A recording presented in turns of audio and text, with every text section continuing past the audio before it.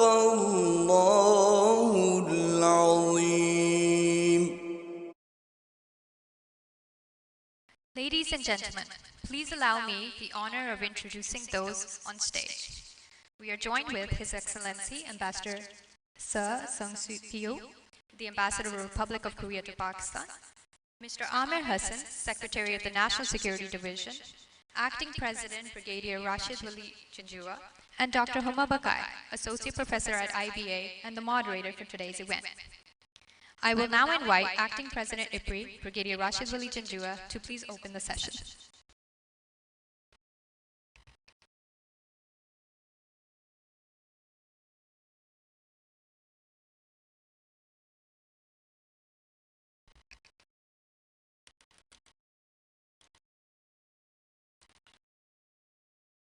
Your Excellency, Mr. Sa Sang-yu, Ambassador Republic of Korea, Mr. Amir Hassan, Secretary National Security Division, Lieutenant General Naeem Lodhi, former Defense Minister and Defense Secretary, Excellencies, Ambassadors of Australia, Indonesia, and Turkey. I extend a very warm welcome to all the dignitaries and participants of this seminar on behalf of Islamabad Policy Research Institute.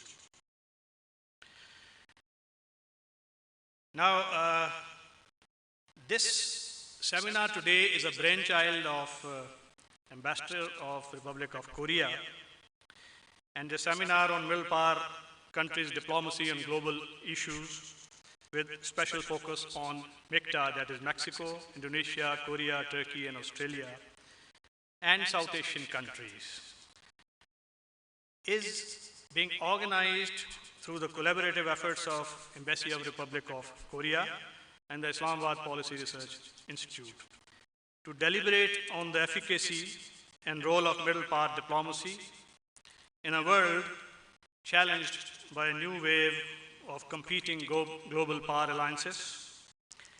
We know that multilateral forces such as G20 and D8 in the past also owed their origin to these humble collaborative efforts.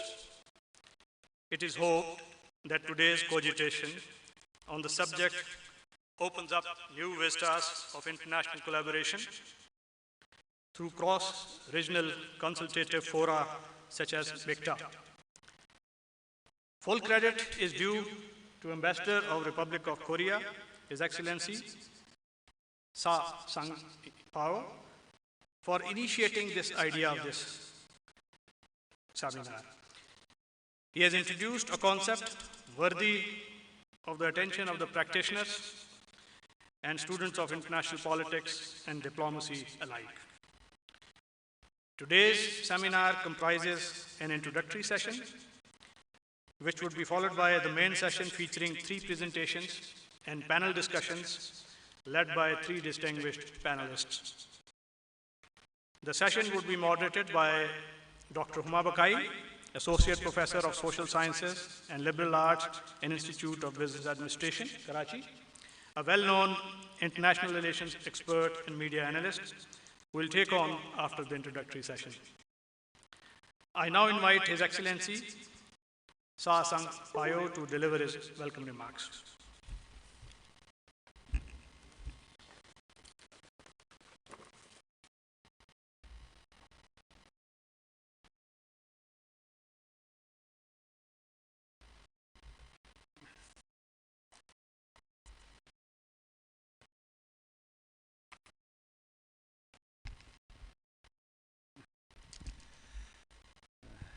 His Excellency Amir Hassan, Secretary of National Security Division, and Excellencies, Ambassadors from Turkey, Australia, and Indonesia. And right now, he's in the online special representative of the Republic of Korea for Afghanistan and Pakistan, and acting president of Islamabad Policy Research Institute, and distinguished participants. Good afternoon. Assalamu alaikum. It's my great pleasure to deliver remarks at the first seminar between Korean Institute of Foreign Affairs and National Security, called IFANS, and Islamabad Policy Research Institute, IPRI. First of all, I'd like to extend my sincere gratitude to IPRI for organizing this seminar wonderfully in cooperation with the embassy. I also appreciate all the support from the Foreign Ministry of the Republic of Korea with a high-level presence to this seminar.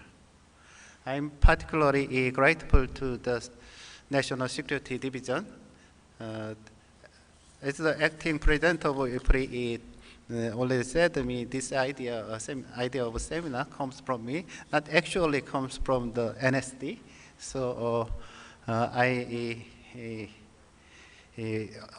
fully appreciate of the support of the NSD. NSD has always been the strong supporter for think tank cooperation of the two countries. Since the establishment of diplomatic ties in 1983, relation between Korea and Pakistan has increased rapidly in all the areas such as trade, investment, culture, development, and people-to-people exchanges. However, think tank and academic exchanges, which establishes solid relations of the two countries through sharing thoughts and views, have not been so great as other areas are.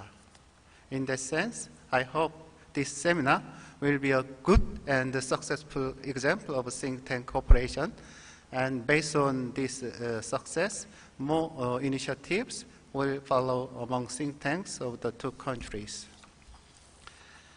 As for the theme of today's seminar, Middle Power Countries Diplomacy on Global Issues, Mikta and South Asian countries, is well selected since we can enlarge our understanding on how Korea and Pakistan respectively contribute to global issues and respond to geopolitics with other middle power countries. Mikta, 5 countries gathering, Mexico, Indonesia, Korea, Turkey, and Australia, meet themselves and coordinate their positions in the occasions such as G20 Summit and UN General Assembly. I also have experience of Mikta cooperation. When I was Korean sous-chef of the G20 Summit, before the summit, Mikta countries discussed the agenda of G20. Even though Mikta countries could not reach exactly the same position on the agenda, however, through this collective action, Mikta countries were able to contribute more to G20 agenda. Pakistan is a key player in the South Asian region and has contributed to the peace and prosperity of this region. Discussing cases of middle power diplomacies from Mikta and Pakistan will make a synergy to strengthen our diplomacy and even find ways of cooperation between Mikta and South Asian countries to address global issues. Once again, I thank all the organizers to successfully preparing this summit, this seminar, while observing strictly COVID-19 SOPs.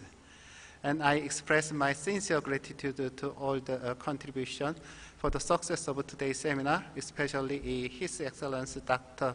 Kim Jun-hyung, Chancellor of Korean National Diplomatic Academy, and His Excellencies Dr. Moed Yusuf, National Security Advisor of Pakistan, who gracefully sent us their video messages. This seminar is a kind of a track to discussion, so I hope all the speakers and participants enjoy the seminar and exchange their views in a relaxed and frank mode. Thank you. Shukriya.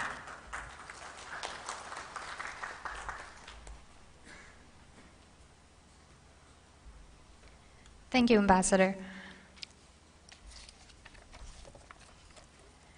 As we move forward with the program, I will invite our guest of honor, Mr. Amer Hassan, to deliver his remarks.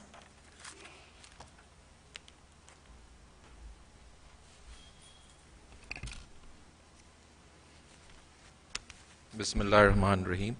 His Excellency Mr. Su Sang-yu, Ambassador, Republic of Korea, Brigadier Rashid Wali Janjua, President IPRI, Dr. Huma Bakai, distinguished guests, ladies and gentlemen, Assalamu alaikum. I am extremely grateful to Islamabad Policy Research Institute and the Korean Embassy for extending this invitation.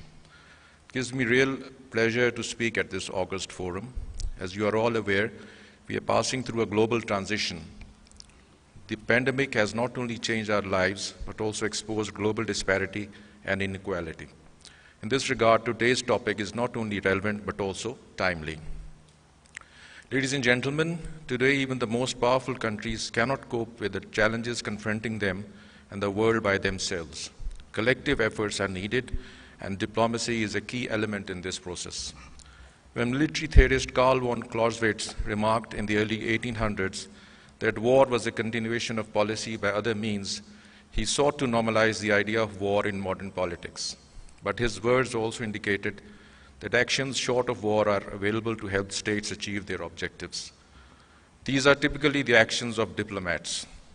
Their work is often far less expensive, far more effective, and much more predictable. In fact, unlike centuries ago, when war was common, diplomacy today is the normal state of affairs governing international relations. In the modern era, diplomacy is conducted not only between nation states, but also by a range of multilateral actors, such as the European Union and the United Nations. In the recent past, diplomatic arena was dominated by alliances and blocs. Throughout the Cold War, smaller states tried to remain relevant by joining large geopolitical blocs. As a result, the world was pushed towards ideological conflict. Today, however, the world has changed. The era of the bipolarity and unipolarity has ended, and we are entering into a multipolar world. Due to this, middle power countries need to exercise diplomacy. Middle powers today have a strong voice at the global international fora. They can leverage this to address issues like climate change, equitable trade and investment, debt relief, reforms at the UN, health emergencies, and regional natural disasters. The middle powers can also benefit through connectivity and economic opportunities to strengthen and consolidate their position in the existing world order. Speaking about the Pakistan and South Korean relations, both countries are without any doubt middle powers. These countries share similar democratic values. Pakistan and South Korea have long-standing diplomatic ties based on mutual respect and interest. A sizable number of Pakistani diaspora is also settled in South Korea and plays an active role in the development of the country. A number of South Korean companies have also invested in Pakistan, which is not only generating employment, but also adding value to the Pakistan economy. I was just mentioning to the ambassador that when I was Director General of Intellectual Property Organization of Pakistan, I visited South Korea. They have a Korean Intellectual Property Organization, and we realized that we need to strengthen our own IPR regime, and we are trying to do that if we want to bring more investment from Korea and other countries. The two countries, through effective diplomacy, can not only address the global issues, but could also play a role in resolving issues at the international fora. The middle powers need to join hands and formulate a strategy for effective diplomatic practices. The joint effort can lay the foundation of new norms in international politics, where middle powers can establish themselves as a center of mutual respect, cooperation, economic partnership, and above all, a symbol of international peace and prosperity. In the end, I would like to compliment the IPRI and Embassy of Republic of Korea for organizing this important seminar. I would love to continue here, but I have a very important engagement, so I beg leave. Thank you very much.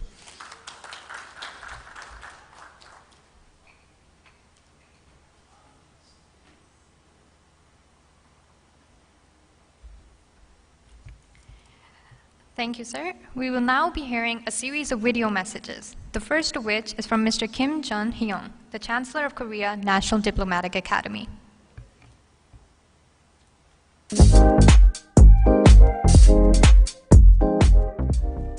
I am genuinely delighted to deliver a congratulatory message as the Chancellor of Korea National Diplomatic Academy at today's commemorative Korea-Pakistan Mikta seminar. In 2011, the Institute of Foreign Affairs and National Security, IFANS, now re-established as KNDA, and Islamabad Policy Research Institute of Islamic Republic of Pakistan, IPRI, signed the General Arrangement for Cooperation. The signing of this arrangement was a very innovative and forward-looking decision, considering the global situation and the diplomatic landscape of Korea and Pakistan at the time. It is a bit late to arrange the first academic cooperation in 2021, a decade after signing the agreement. But I think the partnership of the KNDA and IRPI has been waiting for the best moment to shine. And today is the moment. I believe that KNDA IPRI partnership and academic exchanges will make up for the decade's dormancy. Many changes have swept across the world since 2011. The national power of the countries has changed, and the new challenges have emerged both inside and outside the countries. Faced with new challenges, countries have sought new diplomatic and cooperative relations. Korea has developed middle power diplomacy to diversify diplomatic relations based on its growing national power. And in 2013, it established a mid-sized diplomatic group called Mikta, with Mexico, Indonesia, Turkey, and Australia. Mikta has drawn the world's attention from the beginning due to its potential and members representing their regions. Today's seminar shows that the world is watching Mikta with unabated interest. Pakistan is an important country in Western Asia in terms of geographical location and national power.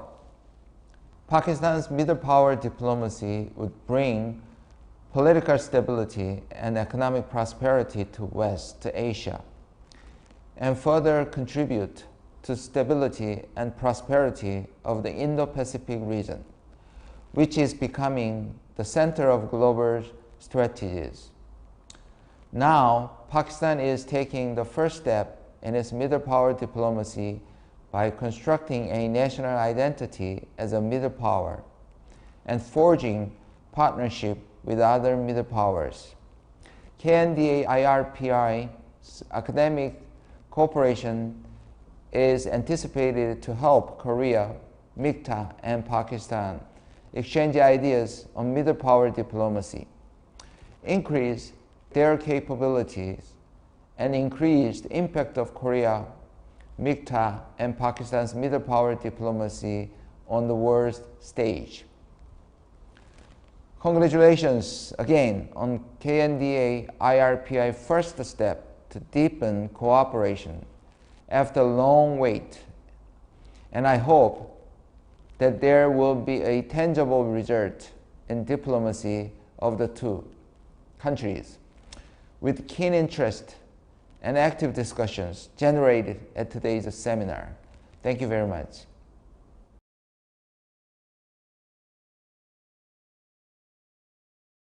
Message from Dr. Moeed Yusuf, National Security Advisor of Pakistan. Assalamu alaikum and good morning. It gives me immense pleasure to congratulate the Islamabad Policy Research Institute, the Institute of Foreign Affairs and National Security of the Republic of South Korea, and the Embassy of the Republic of South Korea for organizing this seminar on middle power countries' diplomacy on global issues. Connecting intellectual spaces leads to generation of ideas and out-of-the-box solutions to the problems coming from civil society, think tanks, and academia. And I'm glad that the leading think tanks of our two countries are beginning to do exactly that, coming together and setting up intellectual discourse on important regional and global issues. This seminar couldn't come at a better time. We are now witnessing new emerging global and regional challenges that our countries are confronted with. This should in fact be a regular feature of the think tanks of our two countries, and I expect such interactions between other think tanks of our two sides as well. It should not be a one-off event for sure. Later on, we could even develop coordination to bring together and hold track 2 dialogues between think tanks of the two countries. I once again congratulate all of you for organizing this seminar. I am sure it will go a long way in establishing intellectual linkages between our two countries. I look forward to an insightful discussion and productive outcome of the seminar for both our countries. And I would request that the event report be shared with my office so that we can also benefit from your findings. Once again, thank you very much and congratulations. Assalamu alaikum.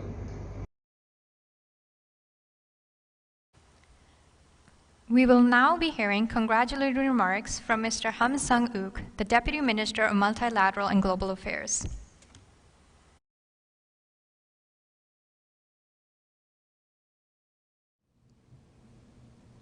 Distinguished participants, ladies and gentlemen, it is my great pleasure to welcome you to today's seminar on middle power countries' diplomacy on global issues. I express my appreciation to the Islamabad Policy Research Institute and our embassy in Pakistan for inviting me to deliver the welcoming remark. As Korea's senior official in charge of Mikta, I would like to take this opportunity to provide you a brief introduction to Mikta and highlight how Mikta has contributed to ramping up global cooperation and strengthening multilateralism. Let me begin with an overview on Mikta's history. In 2013, Mikta was launched on the sidelines of the 68th session of the UN General Assembly when the 5 foreign ministers from Mexico, Indonesia, Korea, Turkey, and Australia joined together for a new partnership group. Mikta members are democracies and open economies, with all coming under the G20 umbrella. Given that all the 5 countries share such core values, the members agreed that a new consultative platform would be helpful for accomplishing more constructive cooperation among the members. After successfully establishing itself as a ministerial-level platform, our predecessors laid the groundwork by articulating their shared vision in 2015 and agreeing on a set of operational guidelines in 2017. Building on this firm foundation, Mikta has accumulated an impressive track record in less than 8 years, including 18 foreign ministers' meetings, 11 senior officials' meetings, and 6 parliamentary speakers' consultations. Moreover, during Korea's Mikta chairmanship last year, my president delivered the first ever Mikta head of state level statement, which reaffirmed the group's determination for promoting global solidarity and showcased our shared resolve to address global challenges. Moving on, I now want to highlight the 3 ways how Mikta has contributed and will further contribute to promoting international cooperation. First, given the geographic diversity of each members, Mikta is capable of complementing the ascending regionalism. Our strategic location allows each members to become a catalyst for facilitating the nearby regional countries to join global dialogues. Besides, thanks to Mikta's cross-regional nature, the group has the potential to bring solutions, and alternatives to the table in both within and between the regional groups, as well as on a range of regional and global issues. Second, Mikta can serve as a bridge between developed and developing countries, countering the trend to retreat into unilateralism. With Mikta and its members reaffirming support for and making active contributions to multilateral institutions and initiatives, we are ensuring that these multilateral tools remain strong and effective in dealing with global challenges. Third, Mikta continues to broaden its networks by continuously expanding the scope of cooperation, setting an exemplary model for the international community.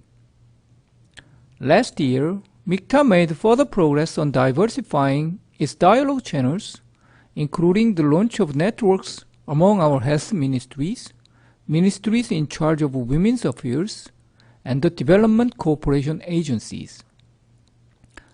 For an agile response to the COVID-19 pandemic, we also arranged a unique 2+2 channel that brings together the 5 countries' foreign affairs and health officials to share best practices for an effective disease response. Such multiple layers of cooperation mechanisms within the group will allow Mikta to continue its role as an innovative partnership to champion inclusive and effective multilateralism. Ladies and gentlemen, the nearly 8-year history of Mikta demonstrates that a shared vision for strengthening multilateralism can transcend national differences and diversities. Mikta's voice now resonates on various international fora, including the UN and WHO. Likewise, I hope today's seminar will bring insights for Pakistan and other South Asian middle powers to find ways to build more effective network channels for assuming increased roles in the multilateral system. I thank you very much. Now please allow me to invite Mr. Lee Kyung-chul, Special Representative of the Republic of Korea for Afghanistan and Pakistan, as he joins us virtually for his special speech.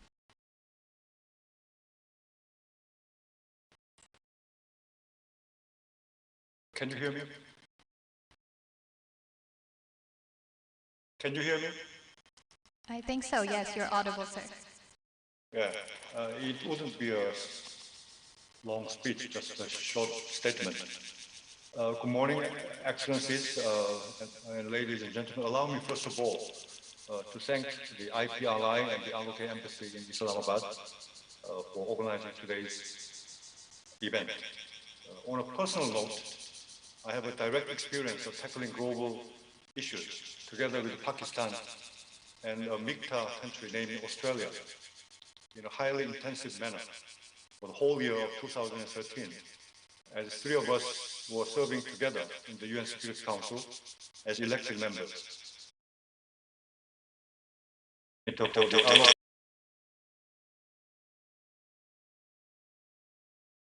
Embassy in Thailand being my counterpart. Even now, I keep true admiration of the great role played by both the Pakistani and Australian delegations at the Security Council. Just 3 points to make regarding today's topic. First, middle power countries, by definition, are not strong or big enough to create or transform an international order, as super or great powers might be. Rather, we pursue our national interests with a great sense of determination, while at the same time playing our part to maintain a peaceful, stable, and fair world order within our space of maneuvering. The Republic of Korea, for example, has benefited greatly from an international setting embracing democracy and free trade that has been in place for the last several decades, on its path of emerging as the country it is today. Second, in dealing with global issues, the fact that we are in the middle can prove to be a strength. We are largely free from historical liabilities or regional animosities any global reaches in the past could entail. And we can offer to those who in poverty, conflict, or other dire conditions an embodiment of hope, as we ourselves understand firsthand what it is like to be in such a predicament.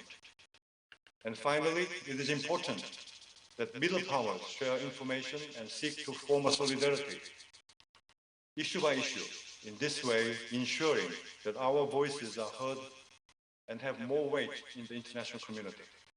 I look forward to today's discussions offering some fruitful reflections on how Mikta can build effective outreach to other middle power countries on the path ahead. Thank you.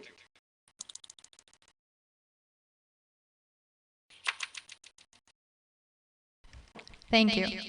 I thank all of our guests and participants once again for being here with us today. We will now move forward with the main session.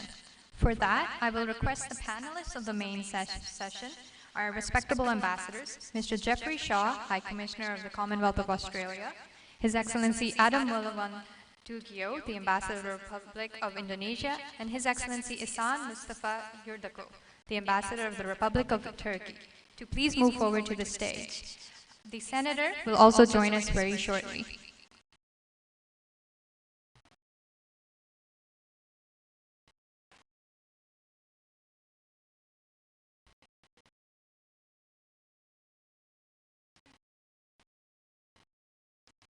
In commencing with the main session, from here onwards, I will hand over the proceedings to the moderator of today's event, Dr. Huma Bakai.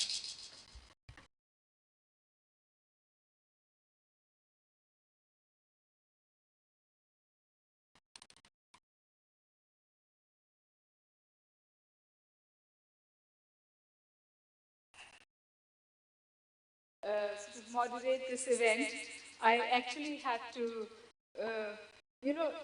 jog my memory and find out what all of this is about. And then I realized that it was not only a concept which goes back to 1918, but also something which has become extremely important in what we call, or we may dare to call, post-COVID-19 world. So the issues of global health and the issues of climate change are superseding other issues. And this particular governance club, if I may call it that, is 7+ years old, and it has done reasonably well. But I'm going to actually quote Jeffrey Robertson, who's a barrister of human rights and an author and a journalist. And he sort of encapsulates it beautifully. He says, Mikta has achieved less than optimist envisioned, lasted longer than pessimist imagined. And I think that is important to understand, because with many other clubs out there, many other governance clubs out there, Mikta is comparatively new. The concept of middle powers impacting global politics in a very competitive, cutthroat world is also difficult to embrace or give due importance. And it is time that countries like Pakistan and the countries who are a part of this club come together to highlight the importance of these powers and the fact that they have the capacity and the capability to impact international relations in a fashion which can act as bridge building and as mediators and facilitators. And these are issues that this world desperately needs. So with that curtain raiser, which was much more beautifully done by people who spoke on the event just before me, and I think IPRI should be congratulated for this, because it's about reviving something which has somehow taken a backseat in our minds because of this hardcore superpower competition, which is again re-emerging. People are talking about a second Cold War, and they're talking about how South Asia may become the theater of that. And in that perspective, I think the role of middle powers should be celebrated and cultivated, And the fact that you need an intellectual discourse on it before a policy impact happens is extremely crucial, and that's exactly what IPRI is doing. So all congratulations to IPRI. I have the honor and pleasure of introducing two of our presenters. One of them will join us virtually, and we are hoping Senator Mushaid Hussain is going to join us shortly. So please bear with me. I'm going to introduce Professor, Institute of Foreign Affairs and National Security, Korea National Diplomatic Academy. Madam Sinjoy Kang, who's a professor of IFANS of KNDA, a branch of the Ministry of Foreign Affairs, Korea. Prior to joining this institute in 2007, she taught political science at the University of North Texas. Her research centers on the issues of global governance. No wonder she's with us, international financial institutions, and foreign aid. She received her PhD in political science from Michigan State University in 2000. She also has a BA in international relations and MA in political science from Seoul National University in Korea. Her academic research was published in European Journal of Political Research 2007, the Journal of Politics 2005, and the Journal of Peace Research 2004. Ladies and gentlemen, she will join us virtually, and I will hold the introduction of the senator until he joins us. So can we please have it?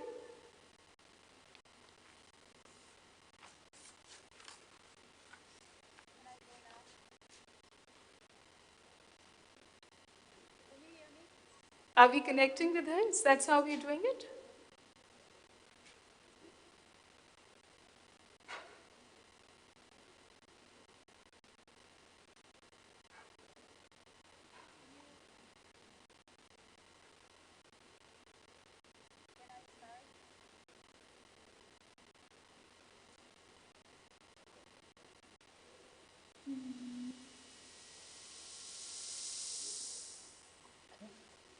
It is my honor on behalf of the Institute of Foreign Affairs and National Security to take part in a seminar with the Islamabad Policy Research Institute. Recently, two phenomena have stood out in international relations.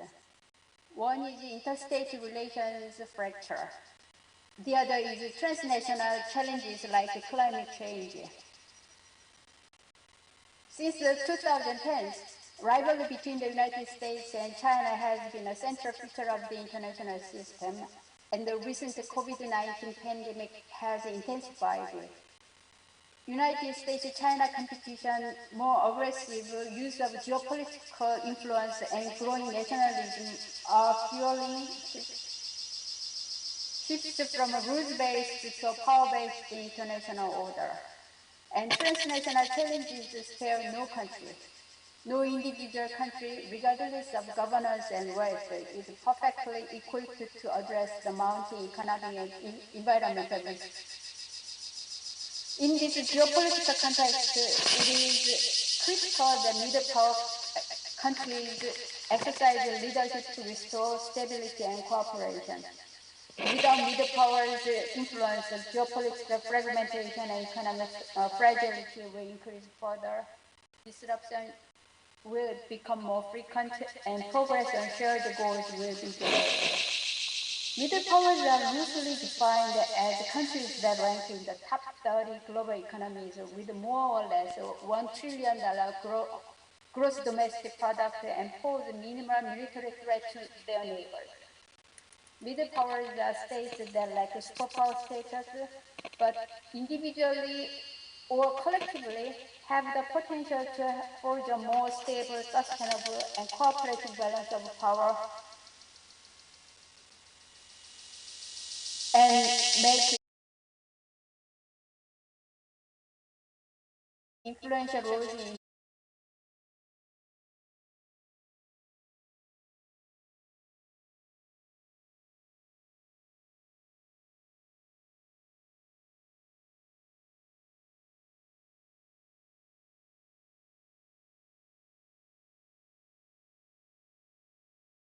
over the past 2 decades in the international space to be filled with innovative collaborations.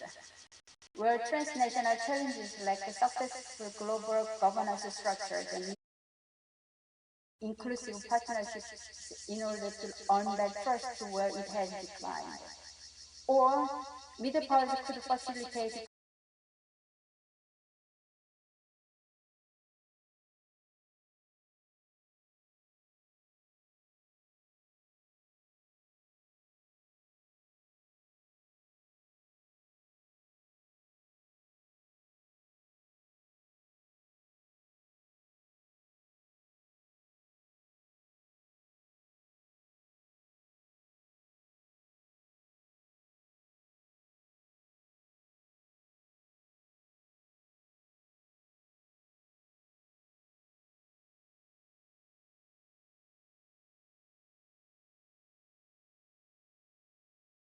under the movement of the common goal.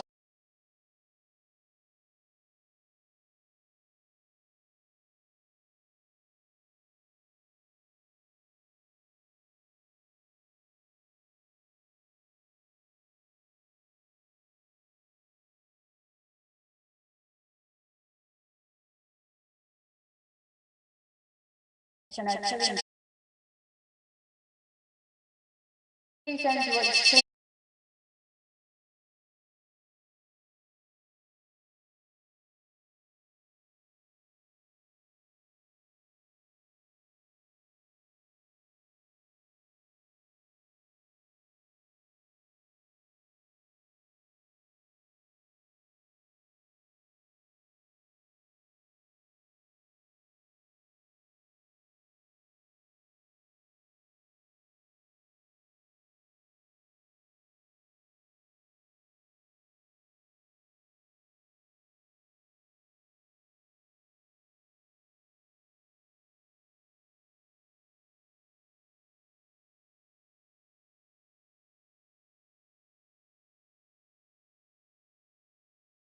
In strict some terms.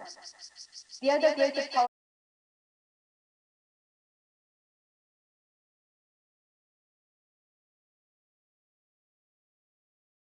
is the Mikta from initiating and forging cooperation for global issues. The other factor for the downturn was with Mikta itself.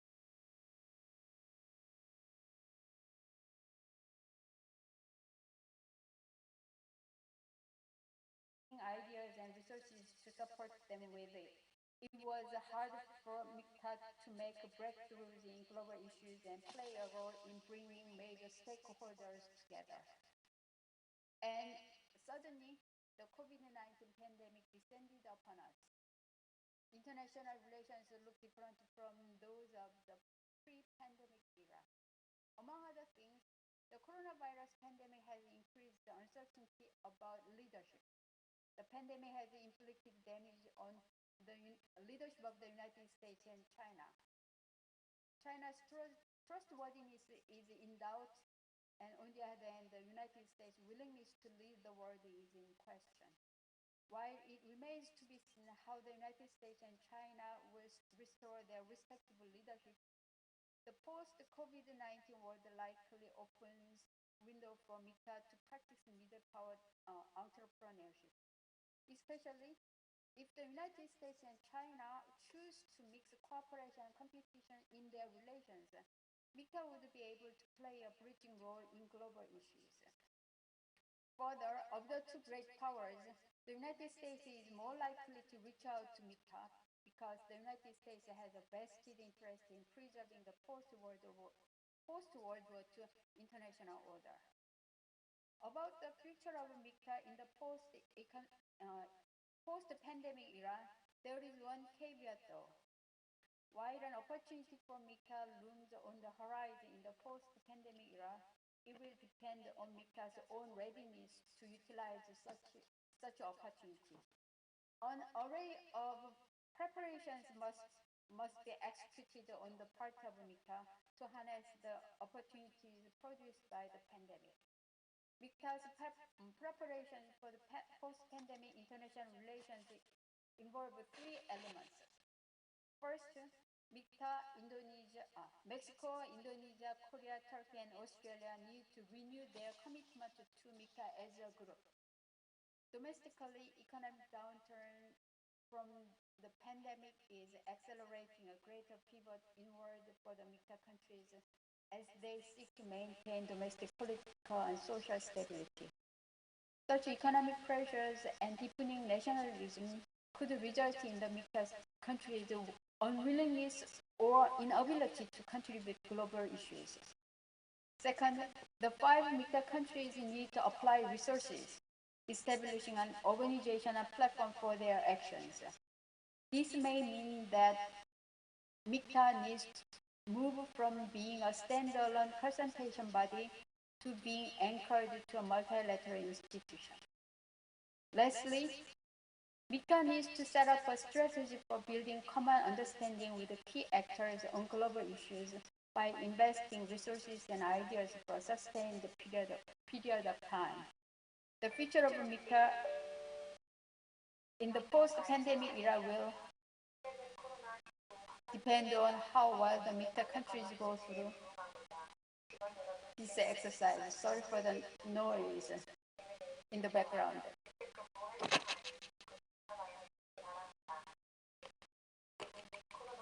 I will pause for a moment.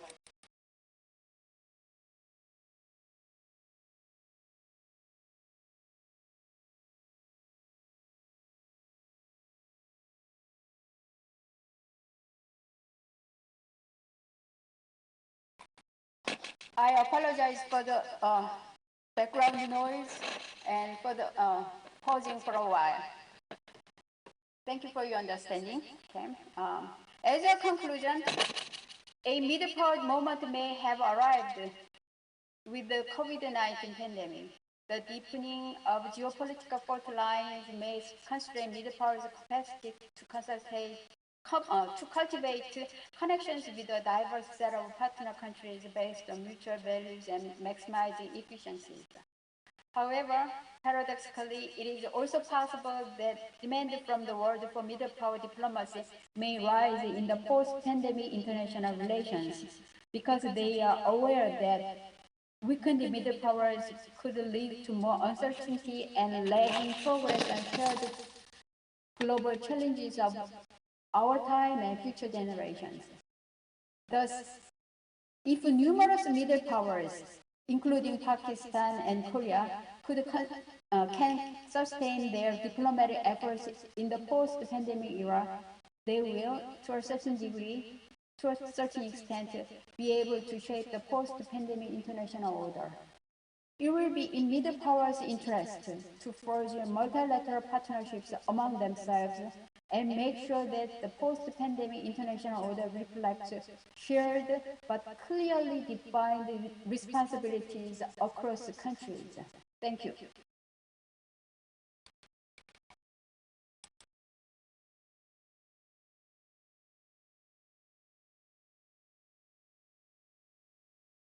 Understanding what Madam had to say, but it was definitely a curtain raiser on Mikta, had a futuristic approach to it. She outlined that, and towards the end she talked about how it could have an impact on South Asia, both India and Pakistan.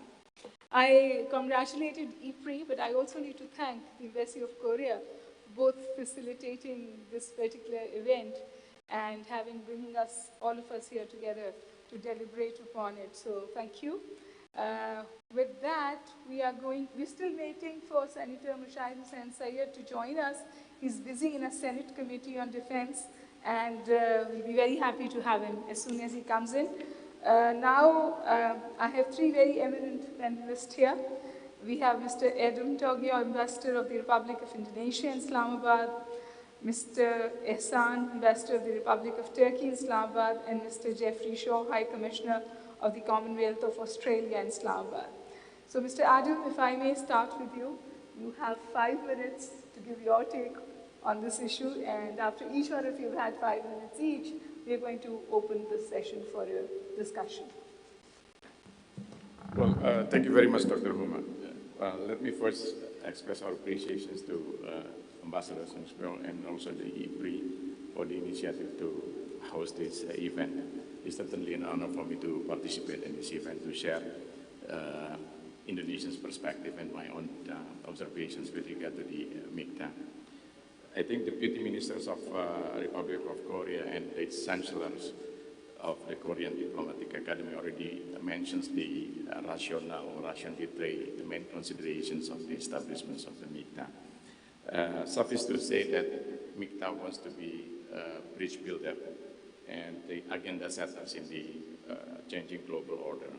In doing so, we are using the flexibilities and the issue-oriented approach. I think the fluidities of the global powers dynamic nowadays, which raises the complex global problems, provide the rooms for the middle powers to contribute.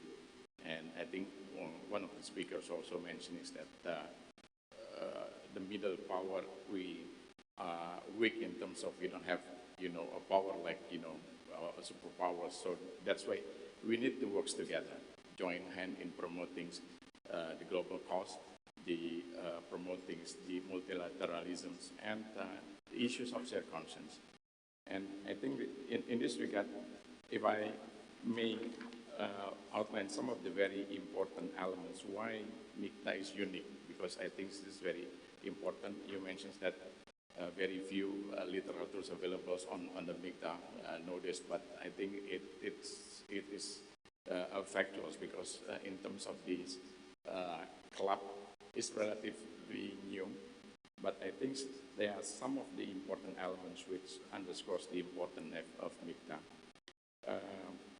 First, I think the Mikta has injected cross-regionalism. It is consultative platform whereby, the possible members of the Mikta may work together in the issues of their concerns. And in doing so, the Mikta provide a global networking, hub of global networking, whereby we can work together in promoting issues of shared concerns. And in this regard, I think if you look at the joint statement of the foreign ministers on the Mikta, I guess, although probably some may criticize because it's lack of focus, but if you look at the joint statements, although some addressing the issues of security, international securities, but 2/3 of the joint statements also relate with the SDG. So I think the SDG, fulfillments of the SDG is one of the main objectives of the Mikta, whereby we work together in trying once again to remind and also emphasize the international community to work together in meetings the SDG. And in this regard, I think it's provide a room for collaborations with Pakistan and other middle power, because I guess it is not only Mikta's interest of global community on the meeting of the SDG. Another issue which I think also provide the opportunity for Mikta to collaborate with Pakistan and other countries, also on the issues of climate change. Mikta, which the aspirations to become bridge builders and also global setters, can contribute in making a voluntary pledge to reduce the carbon emissions. And I think all the countries of the Mikta already made a commitment. Indonesia, in our sides, we already made a commitment to reduce by 29% on 2030s. Business as usual, but with the international community, we hope that we would be able to reduce the carbon emissions by 40%. So I think this is a common goals which Mikta as individual countries may contribute in setting the standard and encourage more the international community to make a voluntary pledge in reducing the carbon emissions. The third element also, Mikta, if you look at the compositions of the countries, some represent developer countries, while others developing countries. But it is very interesting to note that all the Mikta members of the clubs, they now have the organizations of developing agencies, so ODA. Indonesia just launched the ODA also.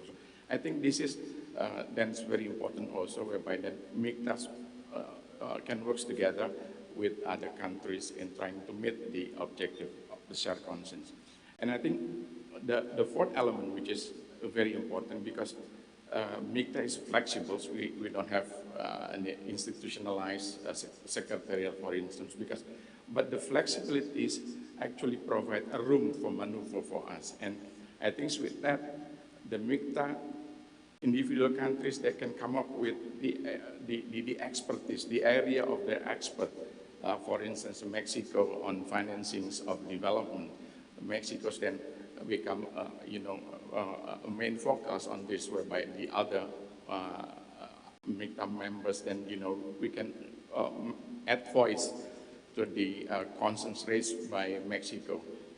Also Turkey, at least developing countries. So MICTAs also can join voice on that. And in this regard, the latest examples also on the humanitarian sphere, whereby MICTA also once again add voice to the importance of giving protections for the situations that need to have the international cooperation. Let alone also on the COVID, whereby once again MICTA also add voice on the importance of sharing best practices, lessons learned in addressing of the COVID challenges.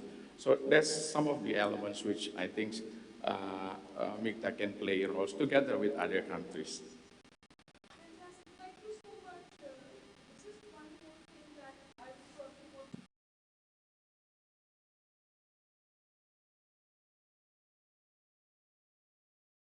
Role for a region like South Asia, with its demography and the fact that it's struggling with vaccination. So is there a role that middle powers have there?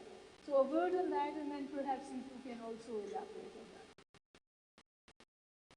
Yeah, I think it's very coincidence also, because Indonesia for the time being co-chairs of the COFAC, the foreign minister Marsudis, together with Canadians and I guess the foreign ministers of one countries in the Africa, also co-chairs of the COFAC, and we work together with international community on how to ensure the equal access for the COVID vaccines, because I think it is a global consensus whereby nowadays we are need to work together in ensuring that everyone is everyone is safe by having the vaccines. Although probably the numbers is not equals, but I think all countries also deserve to have vaccines. So because we believe that no one is safe until everyone is safe. Thank you so much. Now may I request Mr. Ehsan Mustafa, Ambassador of the Republic of Turkey in Islamabad, to say his words, his point of view. Thank you, madam. But first I would like to make sure that everybody understands me, because I had great difficulty even to understand my colleague when he's speaking with this Maybe we can use highly amplified, would you like to use this mic? I can either use that or from the roster. Combustible, Excellency. May I try?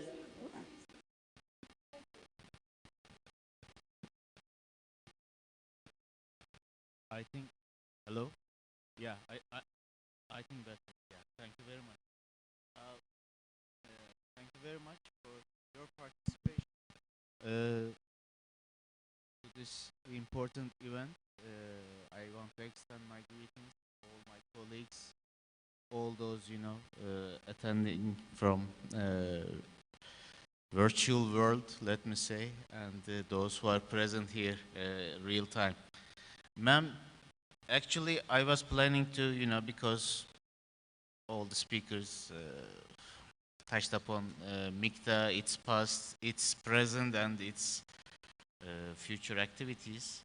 Your point was one of the points that I planned to, initially to touch upon. Actually, I will, with your permission, touch upon two things. One is post-COVID environment, what MICTA can do, should do, MICTA countries. And the second one is, what is this rule-based international order, which is the talk of the town, lately, and what MICTA countries can do to further this idea, or how to contribute to that idea, and I would also have some connections with Pakistan and Mikta countries' relationship on that. Post-COVID world will be a difficult world. I mean, evidently, there will be challenges. There will be challenges starting with the health sector, health systems. They are under huge pressure. Vaccination is trying to take its pace, but we cannot say that we are 100% satisfied with the pace of the global vaccination initiatives. There will be pressures on the sustainable development goals, apparently. There will be pressure on the gender equality. There will be pressures, there are already pressures about working environments, labor, and the flexible working hours and those who are outside of labor market. So what we have at hand in the post-COVID world will be a complicated one, and all those very pertinent and, I should say, very basic questions will ask for some answers from all of us. What Mikta countries can do in that sense is that, being an interface between different groups of countries, I think Mikta has a role to play here. And being G20 countries, all five of it, Mikta can successfully do this interface responsibility in the days and years to come. My second point would be the rule-based international order. I think what Mikta can do in that sense is to bring the countries together for a, first of all, common definition. What rule-based international order mean? Because almost each and every country understands something different from this phenomenon, if I may put it that way. And those in Mikta, I think we have a similar understanding, at least, on the certain parameters about what this rule-based system, international system means and how we can develop that. So that's another point, that's another sphere that Mikta can play an important role, again being the character that it has, being the interface with different groupings globally. Rule-based system also, in my humble opinion, is something that Pakistan is also after. I mean, a recent example that I can, give in this sense is Pakistan's dossier or Pakistan's relationship within the FATF. Rule-based international systems, international organization working on the basis of rules. The more they work efficiently, the more countries like Pakistan would benefit from that, and the more the sense of justice and equitability and righteousness would be more come to the surface if we really can emphasize this and understand the basics of this rule-based system. Well, thank you very much. I think these 2 points that I need to make is enough at this point. Thank you very much. Thank you, Excellency. Good luck with the definition part, because in the international community, we are struggling with the definition of what is a middle power to begin with, and then we're struggling with the definition of what is terrorism and who is a terrorist. And now you're saying that we do have it or we don't have it. I personally think rule-based political order in this competitive world is just yet another cliched paradigm. But good luck on that one. And I think countries like ours, middle power countries, countries like Pakistan need it more than others. With that, I'm going to request our friend from Australia to say a few things. This is Mr. Jeffrey Shaw, High Commissioner of the Commonwealth of Australia in Islamabad. Thank you for joining us, sir, and it's over to you. Well, thank you very much, and colleagues, assalamu alaikum. It's great to be here. Let me join with others thanking the Embassy of Korea and the Islamabad Policy Research Institute for organising today. I think my colleague from Turkey identified, and as you have, the issue and the problems with coming up with definitions. And the comment we're going to make today is not trying to define, but probably give some practical examples of how we're working as Mikta on this rules-based order. So let me start by giving Australia's perspective when it comes to Mikta. And I think the great value that we see from Mikta is that it's flexible, it's diverse, and it's cross-regional grouping of powers that promote our common objectives in supporting multilateral cooperation. And as you said, this rules-based order.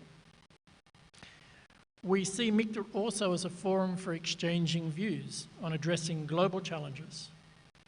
Our cross-regional composition allows us to build consensus by working with partners in our respective regions to magnify our influence. And I think the role is arguably more important, as you've already heard discussed today, as the world responds to the COVID pandemic and the economic challenges that poses. I think this value was highlighted by Mikta, and to the credit of our colleagues from the Republic of Korea, that in 2020, Mikta leaders made their first joint statement at the UN General Assembly on the importance of a functioning multilateral system with the UN at the core. Our global environment continues to be characterised by uncertainty, unprecedented global challenges, and intensifying geostrategic competition. Multilateral institutions are under strain, including agencies like the World Trade Organization and the World Health Organization. Some are struggling to fulfill their mandates, and COVID-related operating practices have made it even more difficult to be transparent. Mikta countries, with our shared interests to continue collective support of an effective, open and transparent multilateral system, which is accountable to member states. One way Mikta has traditionally done this is by issuing joint statements in multilateral forums. For example, Mikta's joint statement on COVID during the 74th World Health Assembly highlighted that Mikta remains steadfast in its commitment to work with the WHO and the broader multilateral system in supporting the global response to the pandemic.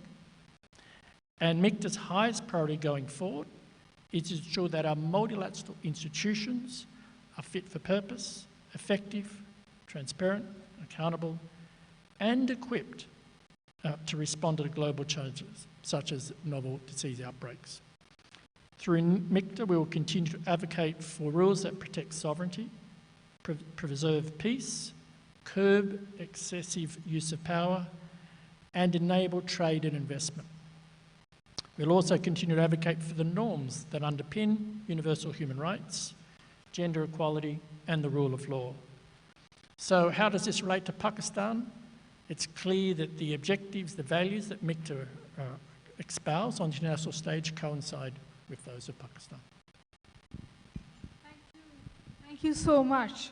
And I'm grateful that all three of you mentioned Pakistan and the support that you give us. It is of value to Pakistan, and it is, of course, we appreciate it. Now, I will open the floor for question answers if there are any. The fact remains that Mikta represents 500 million people and 10% of world trade. So it is not something small. And they will and can play a very important role in a world which is, like my friend, Excellency from Australia correctly pointed out, in a world which is very geostrategically competitive. But what I also want to put on the floor is that are we moving towards a world which is more geared towards geoeconomics? And will this crisscross of geoeconomics and geopolitics will give club governance and clubs like Mikta more importance and prominence in days to come, and the fact that their role cannot be ignored. If there are any questions, we'd love to have them. I don't know if the senator is joining us. I met people who have served in Korea, so if there are questions from them.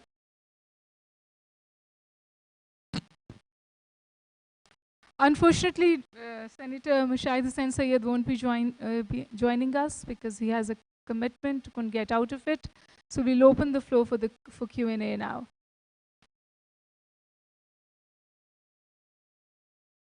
I have a question, and perhaps that will trigger more. I mean, we've heard a lot about it, but actually, do you see the role of middle powers if they come together? And not just Mikta, but other middle powers also collaborating, making them more prominent, more eminent, more influential in times to come. And whatever is happening in the world today, where a defining theme in the post-COVID-19 world is the rising competition between China and the United States of America, and I like to use the word competition and not confrontation. So, your take. Interesting questions. I think one of the advantages of having a club of middle club, because it's create a habit of dialogue, habit of collaborations, and since we are now facing a global, complex problem, as my colleague already mentioned, then there is imperative for all countries to work together. And if we work individual countries, we can do that. But I think it will give more power. The rationale will be more help if the middle powers works together, and by selecting issues of shared concerns. Nowadays, the issues may comprise of the economic developments, the climate change, or even the political security issues like the counterterrorism or countering violent extremisms. So I think we have to select those one or two priorities which actually is very important for the global community. And I think I raised one of the, I mentioned the issues of the global climate change, for instance, because this year we will have Glasgow meetings whereby there is a lot of expectations of the global community to take concrete actions in terms of reducing, the emissions of carbon. So I think that would create the ample opportunity for the countries, the middle power, if we work together. And once again, by creating an example, despite of limitations that we have, the middle power also can take lead by giving an example how we make a commitment to reduce voluntarily global carbon emissions. And it may also apply to different items. Look, thank you. And I agree with the comments that my colleague from Indonesia has said. As diplomats from middle power countries, of course we think we can make a difference. That's our job. And I think where we add together, we each bring our unique perspectives to problems that are on the table. But by working together, we can make a difference. And I think we see that in the United Nations. By working together, we make a difference. We build coalitions of support on action, on issues of high priority, no matter what they are. And they're broad, and we've been doing this since 2013. So yes, we make a difference as a middle power.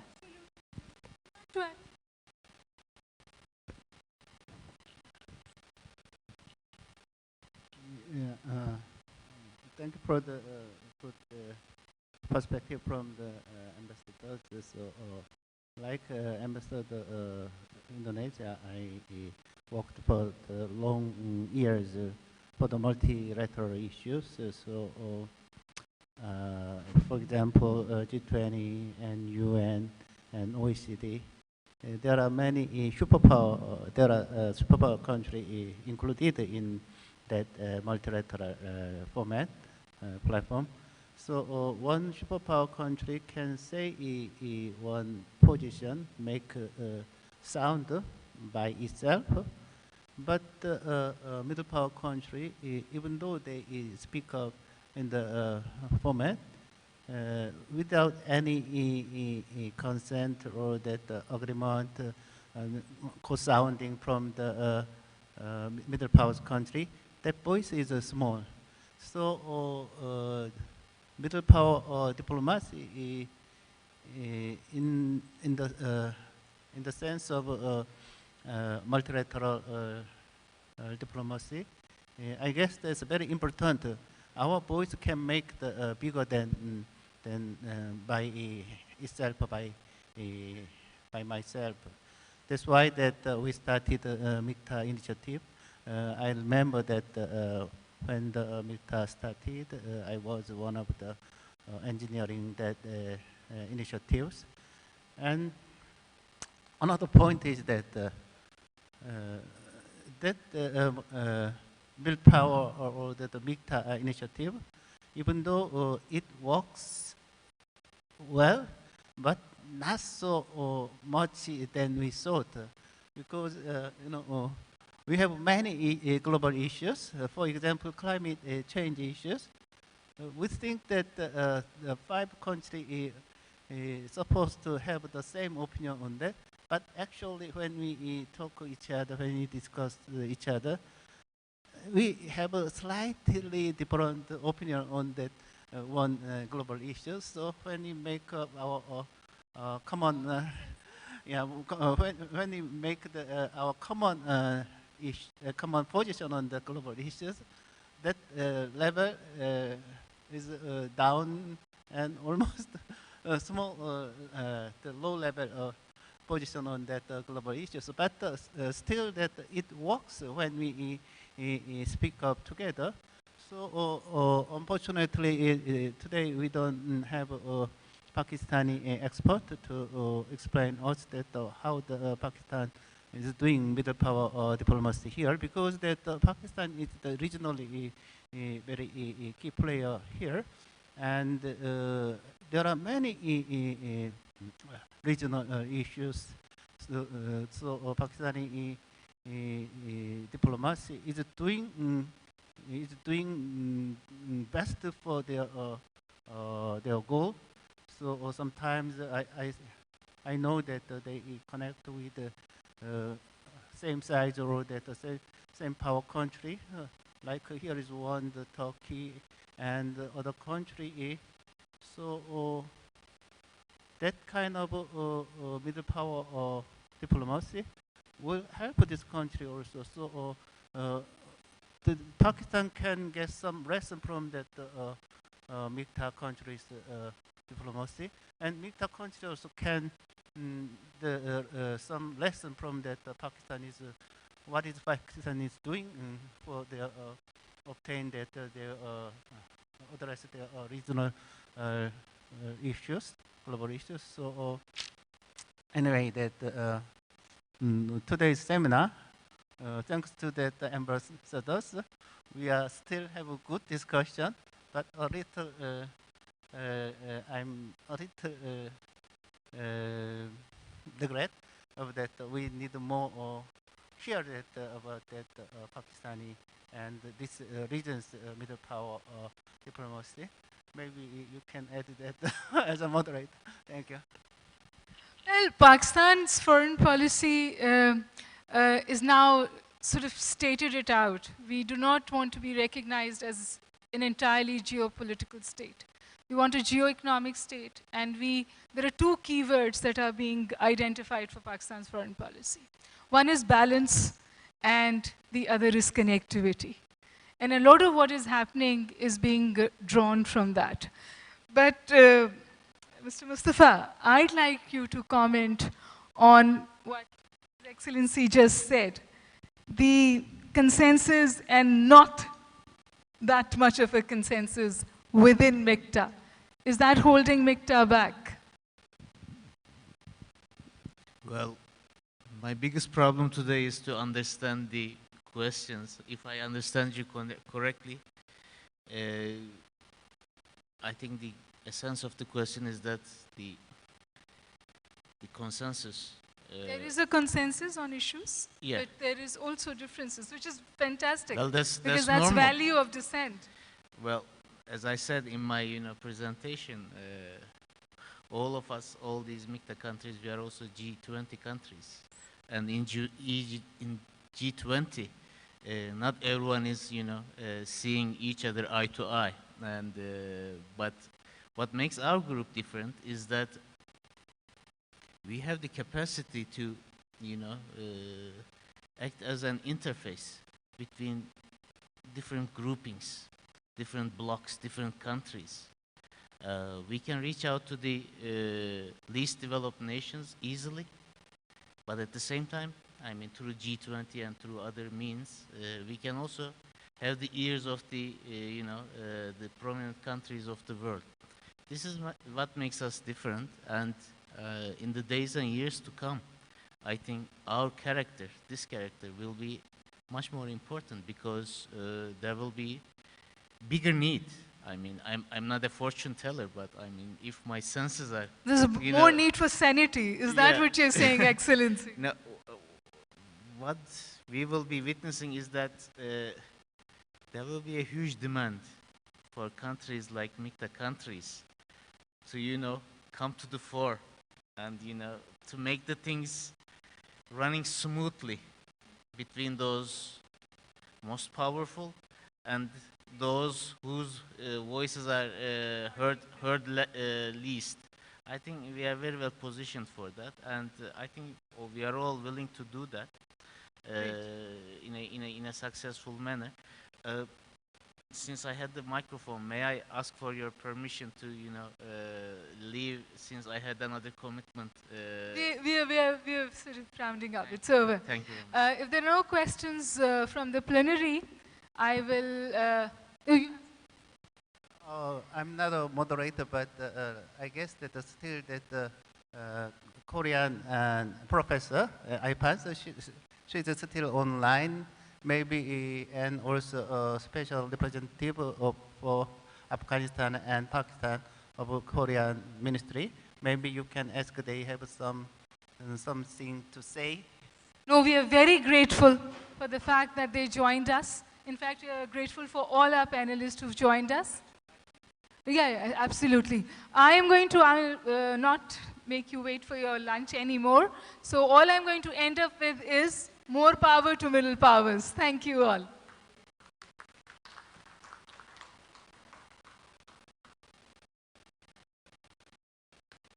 We have them online? Do we have our panelists online? Can we please have them? Yes. Oh, thank you, Professor, and thank you. If you'd like to add something to the discussion that just took place, if you'd like to say a word, we'd be very happy to hear from you. I don't think I have to say anything further. I mean, all the panelists on the stage, made good comments or answers to the questions brought up from the floor. As ambassadors from Turkey and Australia, Indonesia, and the Republic of Korea, said, the post-pandemic international relations will be different from the pre-pandemic international relations. And the differences between pre- and post-pandemic international relations will make things difficult for middle powers, but at the same time will make things easier for middle powers, because there will be more expectation of and demand for the middle powers, given the difficulties the two great powers facing addressing global issues. So the post-pandemic international relations, I think, I would stay rather optimistic about middle power diplomacy in the post-pandemic era. That's what I can say, and that's what I want to say. Thank you. Couldn't agree with you. Lee, if you'd like to add a word, and also perhaps just one word, just a few lines about how middle powers can help the peace process in Afghanistan. The situation in Afghanistan, we talked about that. just in one sentence, I've learned a lot from today's meeting. That's all I have to say. Thank you. Okay, thank you all. Lunch is waiting. I'm going to say this one more time. More power to middle powers. Oh, there's a question? I'm sorry, I didn't realize that. Please go ahead. Of course. Please, sir. Thank you. Thank you, ma'am. I'm Asif Durrani. I'm former ambassador, right now working as senior research fellow with IPRI, Islamabad Policy Research Institute. Very illuminating discussion indeed. I wondered if I have understood correctly this Mikta. Is it a precursor to a non-aligned setting which we saw during the Cold War period when we had former Soviet Union and the United States, and right now we see it as United States versus China, and then the setting is, in a way, although it is still not an even-handed approach vis-a-vis United States attitude and blaming China for that. It's not that Pakistan is a friend to China, but I think the United States itself abandoned multilateralism. So that, keeping that in view, should we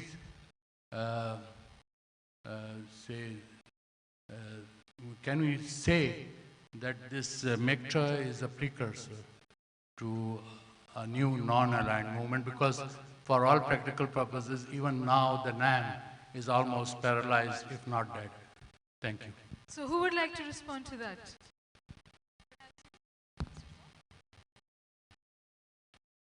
The short answer is no.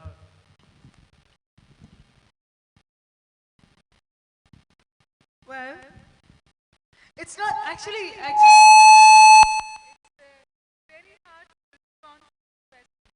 Because you see, I'm just a moderator, but probably my take would be that this new Cold War, if there is a new Cold War, there are no firewalls, there are no ideological divides. So it's hard to say if this is a precursor to that. Perhaps a better thing would be that it is what Excellency Mr. Mustafa just said, that it is to bring stability and sanity to global governance if superpower rivalries reach a point that you need that to happen. That's how I see it. Please, if you'd like to comment on that.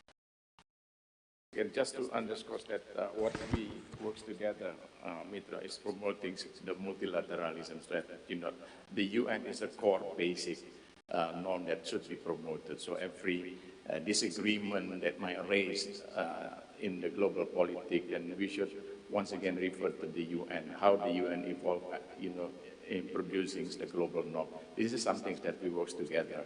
Not only Mikta, but I guess the majority of international communities are works toward promoting the global government through the UN as the core. It's about multilateralism, it's about rule of law, it's rooted in the United Nations. But more importantly, the concept has been around since the 18th century. And it has been consolidated after the First World War and then the Second World War. And then more recently, when countries like Canada and Sweden sort of embraced this. So I think it's something which brings stability and sanity to the system. That's how I see it. Thank you all. Thank you for joining us.